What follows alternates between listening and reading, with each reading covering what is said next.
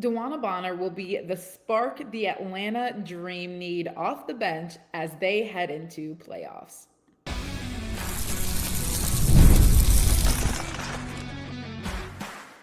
You are Locked On Women's Basketball, your daily podcast on women's basketball. Part of the Locked On Podcast Network. Your team every day. Hello, everyone, and welcome to Locked On Women's Basketball. I'm Clea Butler, the sideline reporter for the Chicago Sky. And joined with me, as always, is my co-host, Sophia Jones, the radio analyst for the Portland Fire.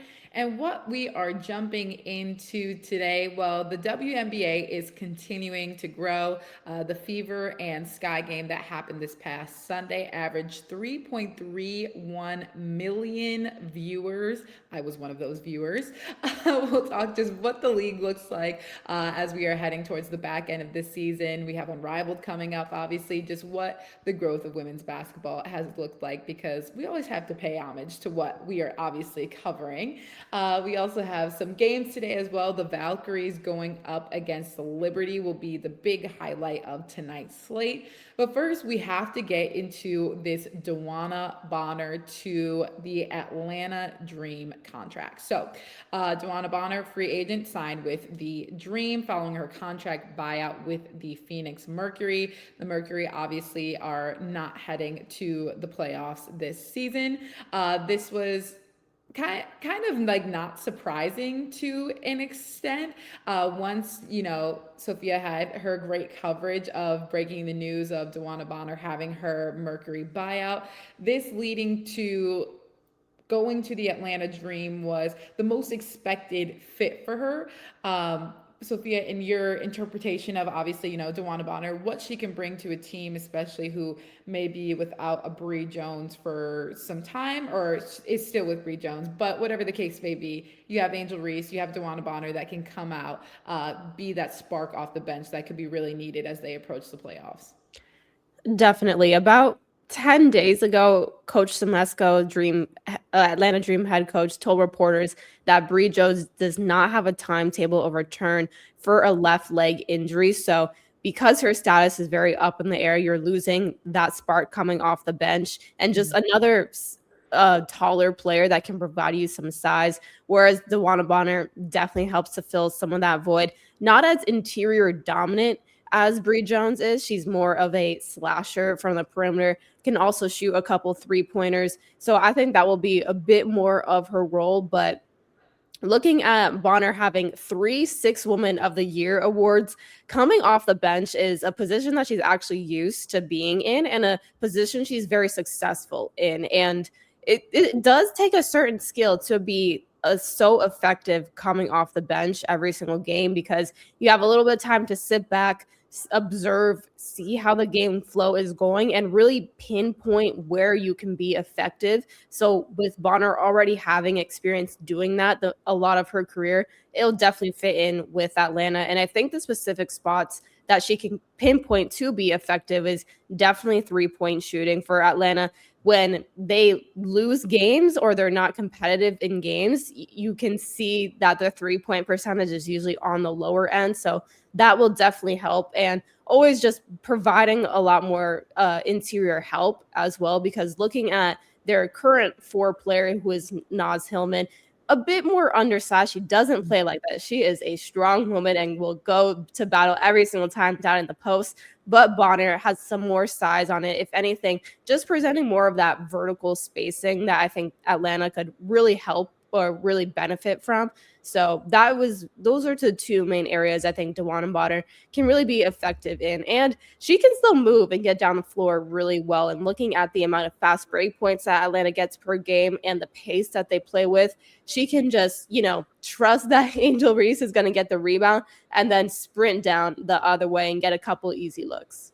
Yeah, she definitely has the speed and probably the pace that, again, Atlanta is looking to push. You talk about the threes as well, all there. I think another big aspect of this is when you see players make moves like this, it's starting to feel like they're on the back end of their career. Now, I don't know if people are getting inspired, and honestly, I need them to stop, but I don't know if people are getting inspired by, NECA announcing her retirement, but the Mercury GM did have an interesting statement as well. He said, because of the relationship we have with DeWanna, we worked out a buyout agreement that gives her the opportunity to chase a title in what could be her final postseason. So he kind of alluded to an extent that this might be the last year for DeWanna Bonner. She is the second oldest player in the league. So it does start to maybe make sense that she might want to have one final push.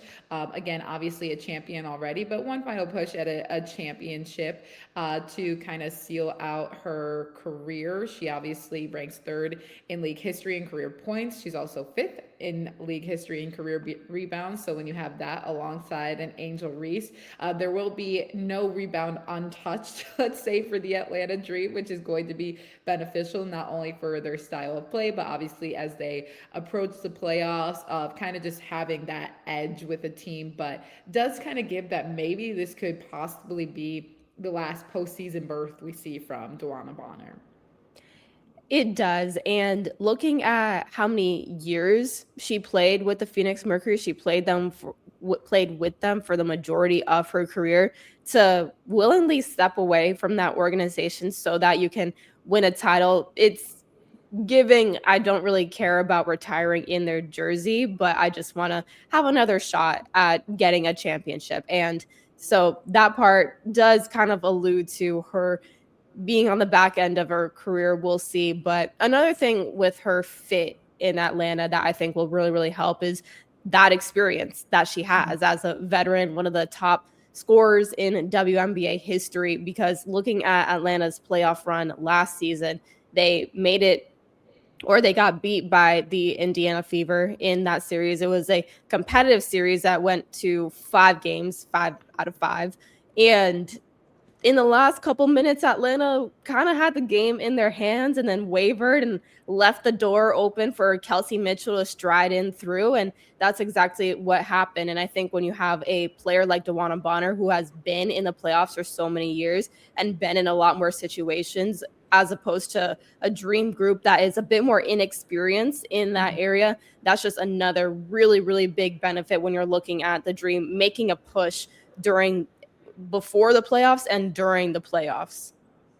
Yeah, I mean, also if we're taking a look at the playoffs right now, that Dream and Fever could possibly be another playoff rematch, which would definitely make for an interesting run, especially, just a little bit of maybe playing on a chip with a chip on our shoulder if they have to go against the Fever in the playoffs again, if this is going to be her final run as of right now to try and win a championship with this Atlanta Dream team, that's definitely going to give her, a little sense of urgency that comes with being able to go up against a former team like that. But to your point, I think just being able to have a veteran in any of these teams that she was possibly looking at.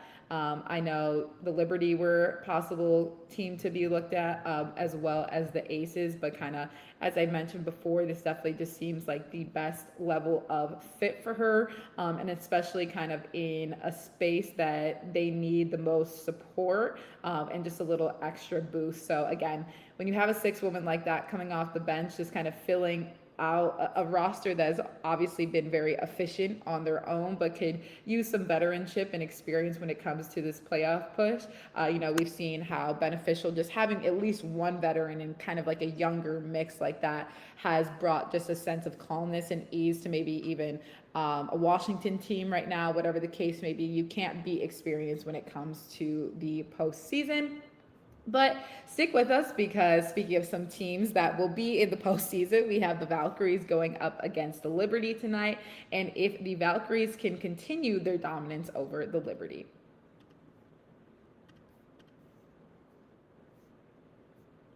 Support for today's episode comes from Indeed Sponsored Jobs. When workplace chaos hits and you need the right hire, Indeed Sponsored Jobs helps connect employers with candidates who match specific needs like skills, certifications, and location. So less time gets spent searching and more time gets spent finding the right fit. People are finding quality hires on Indeed right now. In the minute I've been talking to you, companies like yours have made 27 hires on Indeed, according to Indeed data worldwide. One great addition can have, when you're thinking of recruiting and bringing people onto your team, one great addition can have a ripple effect on everyone around them. So let's say, for example, you have DeWanna Bonner that is coming to the Atlanta Dream. You add one great addition and maybe they can make a very significant playoff push, maybe even make it to a championship round. When you find someone who brings the right skills, attitude, and experience, it makes the entire group better. That's why finding qualified candidates matters so much, and why tools like Indeed sponsored jobs can help make that process easier. Spend less time searching and more time actually interviewing candidates who check all of your boxes. Less stress, less time, but more results. When you need the right person to cut through the chaos, this is a job for Indeed sponsored jobs. And listeners of this show will get a $75 sponsored job credit to get your job the premium status it deserves at Indeed.com/podcast. Just go to Indeed.com/podcast right now and support our show by saying you heard about Indeed on this podcast. Indeed.com/podcast. Terms and conditions apply. Need to hire? This is a job for Indeed sponsored jobs.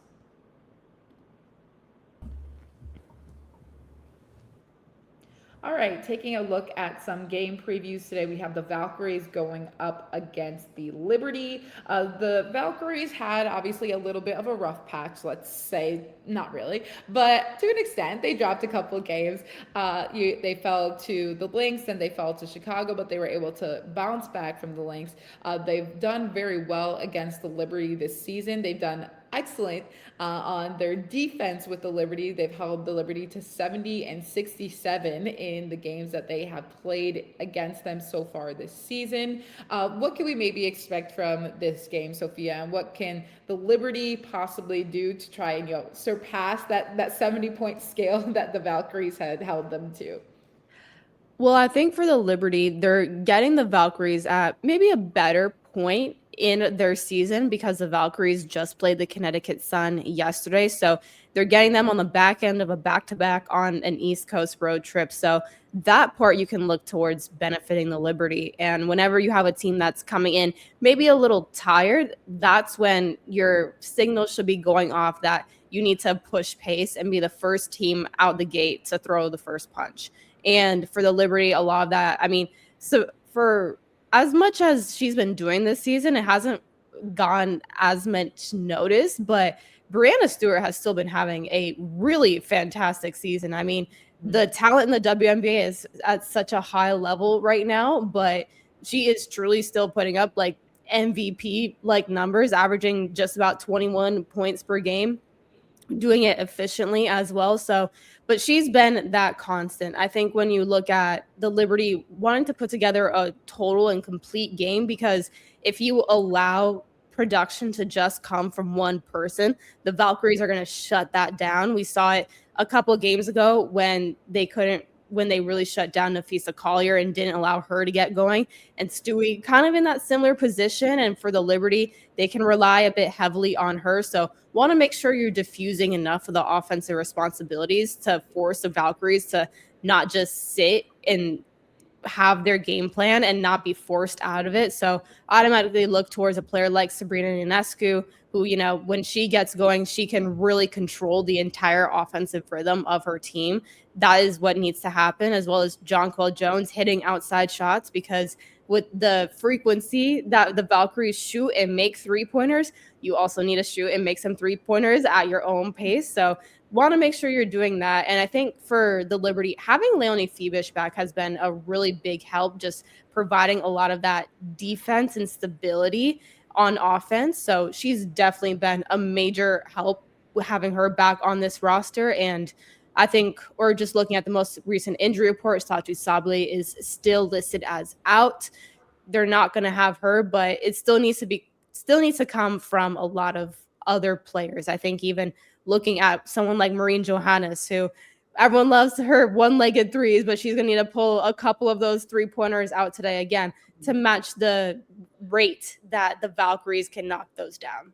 Yeah, I think maybe looking a little bit big picture here is the Valkyries have been a team that can have a slow start, and the Liberty are a team that can definitely finish out games. So I think that's going to be a big storyline here. We saw the Valkyries get off to a really slow start against the Mystics, against Chicago, and they had to try and fight back from 20 plus point deficits, which they did make the games close towards the end, but weren't able to fight all the way through because it is a large deficit to have to come back from. Again, obviously bounce back again facing Minnesota. But on the other side of that, you do have the Liberty, who really are a second half team and really find their second wind under them in that time. So making sure that, first of all, Sabrina Ionescu is calm during those times, because once she starts getting going in the fourth quarter, you got to be careful. But I really do enjoy the fact that you also really highlighted Brianna Stewart, because again, one of the greats of the game in general, but has really been putting up incredibly dominant numbers for the Liberty. But I think it's kind of a cool thing too, that the fact that there's been such a high level of a playing field, that even a player like, we do it sometimes too with like Asia Wilson. I'm like, all right, well, Asia had another 26-point game today, 14 rebounds. It's just the level keeps getting elevated to the point where it's just like, oh yeah, it's almost like they're doing their job, but it's like, no, they're putting up outrageous numbers at a time really needed for their team. 100%. And I mean, like, Stewie, if the Liberty were maybe a little bit higher in the standings, Stewie would 100% be, I guess, more talked about in the MVP conversation.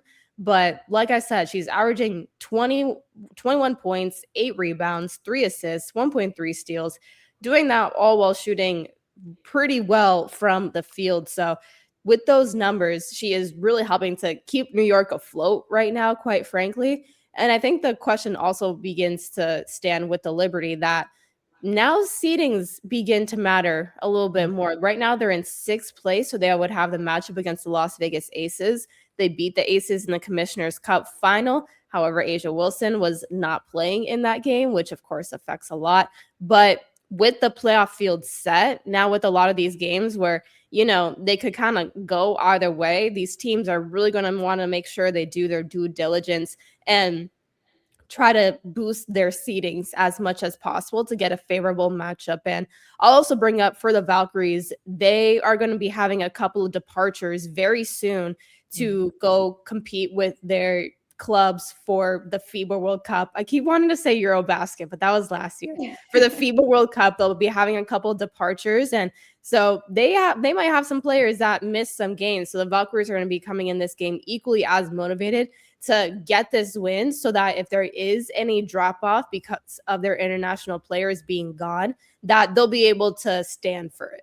Yeah, 100%. Taking a look at another game today, we have the Mystics going up against the Mercury. Obviously, the Mystics are within the playoffs. The Mercury are not. The Mercury are now also without DeWanna Bonner, as she goes to sign on with Atlanta for the rest of the season, which when you're talking about, again, she's not necessarily the biggest interior presence per se, but when you say, matching some size, physicality to an extent, now you're without that against a Mystics team that we've talked about it time and time again, but it can't go uncovered. Kiki, Iriafen, and Shakira Austin have really been what is holding this Mystics team together to, the rise that they've had to make these playoffs. And they're going to be a big reason as to why they can continue to be pretty dominant, hopefully, in it as well. Definitely. And this this is just a part of or when a team plays the same team 2 games in a row. This is the second game of that, where the Mystics just beat the Mercury 94-84 on Tuesday. So they did it once. It's honestly just a matter of if they can do it again. And same thing, like you said, in that game, you had Kiki Iriafen having 10 rebounds. So she was in there dominating the boards, also 18 points. Shakira Austin had 16 points, 6 rebounds. But in scoring, they were led by Sonia Citron, who had 19 points and 9 assists. And I think that Sonia has been doing a really great job finding her spots offensively to operate, not just with her shot making ability, but making sure she's also being a bit of that facilitator. So she's another really important piece for this Mystics team. And I think whenever you're facing the Mercury, you have to limit Alyssa Thomas. There's a reason why she's called the engine, and because she can just literally do everything, always a triple double threat whenever she's on the court. So if you can cut off the engine, then the team starts to falter a little bit. So that needs to be the number one priority for the Mystics to get this win. Yeah, and another big part of this again is collecting the games that you should win at this point when you already have a playoff berth. At this moment, they are currently in the seventh spot. They have the exact same record as the New York Liberty. So if the Liberty do fall, let's say, to the Valkyries today, and if the Mystics can collect another win against the Mercury, it can, again, trying to just find your spot where you can continue rising so that you can get some advantages when it comes to playoffs. Being able to face a team that is maybe not the Golden State Valkyries right away. If you move up, you'll be able to play the Aces. Not saying that that's not also a very difficult team to have to go up against, but they have played the Aces relatively well this season. Obviously, they had that 1 point win against them, and then they did have a little bit of a bigger loss to them, but overall have played the Aces pretty solid this season. So you maybe want to take your chances a little bit more there instead of having to go with the 1 and 2 to start off your playoffs. But we will see what all of that looks like. Again, should be another fun one today, and I really just enjoy watching the Mystics in general. They're just a team that likes to play with a lot of joy, let's just say. But taking a look at the growth of the league, which we alluded to a little bit earlier, and the fact that the Fever and Chicago game, the Indiana Fever and Chicago Sky game on Sunday averaged 3.31 million viewers on NBC and Peacock to make it the most watched regular season WNBA game since the league's inaugural season in 1997. This was a game that was played on the Sky's actual home court, not at the United Center. It was at Wintrust Arena. So that part to me just added like a little extra value because I love when they play at Wintrust because that's like their home court. United Center is also great. But that place was absolutely packed, like filled to the brim. That's where DePaul University plays. So it's a solid venue, but obviously United Center tends to hold more people. But again, I like that they had it there. That's besides the point. It leads to the fact that obviously there is a growth of caring to tune in to women's sports, women's basketball. Obviously, the Indiana Fever are a very hot team in terms of Caitlin Clark. Everybody is a Caitlin Clark fan, no matter who you ask. She obviously continues to be one of the league's main draws. She did have a career high 8 3-pointers in that game in 37 points. But on top of it, Kelsey Mitchell added 30 points. So you have a really exciting offensive game against what is a relative rivalry to an extent when you're just considering the Midwest battle, let's say, between Indiana and Chicago. But Sophia, just, from covering this league now and being in your second season, being with a team with the WNBA, just how much does a game like this and like seeing the viewership account for more than just this particular game, but just the growth of women's basketball and the viewership of it as a whole? Yeah, I think for this regular season game to have to be the most watched since the league's inaugural season in 1997 is huge because when you have an inaugural season, that's when there's all the most of the excitement. That's where everyone wants to see this shiny new product that is the WNBA. And for the Fever Sky game to recreate that and for everyone to do that. And honestly, credit to NBC because they have been, this is their first time covering the WNBA for a really long time. They had a couple of those early seasons as well, but they've been doing a great job. And they're also a reason why the product has been really digestible for people to watch and want to go watch. But the growth has just, it's literally in the numbers right there. And I think when you look at the WNBA CBA that was recently put into action, there's always a bit of a worry, I guess, where some people were worried that now that the players got paid, would the league still have this kind of growth? And would it actually be detrimental to pay the players this much? And that is clearly not the case because the players are still playing with so much talent, skill, and drawing really large crowds. And I was even talking to my grandma yesterday because it was her 99th birthday. And Woo! yes, and she also my sister's birthday, but she's only turning Gosh, happy 26. birthday to Sophia's whole I family. know, right? Just a bunch of Virgos. But my grandma, she lives in Toronto, and she was telling me that yeah, like your Portland Fire were playing my Toronto Tempo the other day. And to just hear her talk about having a WNBA team was like so special because I mean, she's witnessed the birth of the league and all the way to now Toronto having a professional women's basketball league, and none of that would happen just without the work that so many of these women had poured into this league. And you're seeing it in the numbers with these ratings and just in experiences, personal experiences, just having more of these conversations. And to, like I said, speak to my 99-year-old grandma about her WNBA team was just like a really special moment. That's so cool too, because I know you also have like obviously a very basketball heavy family. So she's really been able to see the years and generations in the making of not only your own family doing it, but then obviously like having women in your family playing basketball, you playing basketball, being able to see the league grow in the way that it did. And that's just so cool. First of all, shout out to her being 99 years old. Like that is such a flex that she is still going. She's watching WNBA games on top of it. Like she's got her priorities right. But I think that was such a big thing for me in my first season with Chicago last year, being able to see groups of older women coming to the games and just being so excited to be there. They all have their jerseys on. Like literally, there's not one that wasn't wearing some sort of like team paraphernalia where it's just like they are there. They are there and they are present and they are there to support. They have their favorite players. They know everybody's name. Like it's not just a pick and choose. Like they are committed to it. And it's really cool to have that just be seen in their lifetime now because you really see the polar opposite spectrums of really young girls being at games and now having something to look forward to and seeing that this is something that you can really actually get paid to do, and being able to like put in the work to have a hope of even ever being there. And then on the side of it, like seeing a full circle moment of women that maybe never got the chance to do something like that in their lifetime, but knowing that it is possible now and still being in full support of it, it really warms my heart. And I say all that to say we're all just girls at the end of the day. Like we're just girls being girls supporting girls.